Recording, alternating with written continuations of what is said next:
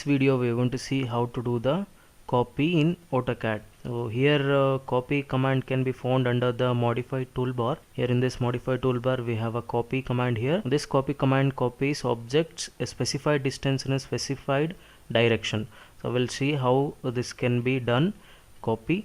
I'll click on this copy, or the copy command can be entered in the command window COPY. The command line is a COPY for copy, or else you can click from here modify toolbar, click it and then select the object. Now I'm selecting the object here.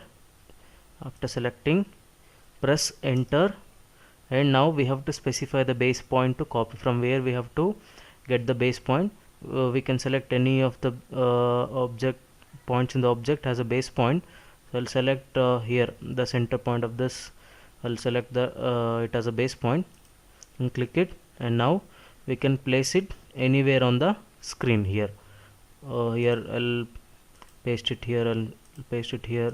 You can do multiple copies of the objects you have created in the drawing, or else after finishing this copy just press the escape key to exit that command. If you want to copy a single object in that drawing, you can just select a single object. Like I'll copy this line, just select the object and then press enter, and then you need to select the base point or specify the base point. Specify the base point. I'll select, or I'll specify the base point as the midpoint of this line.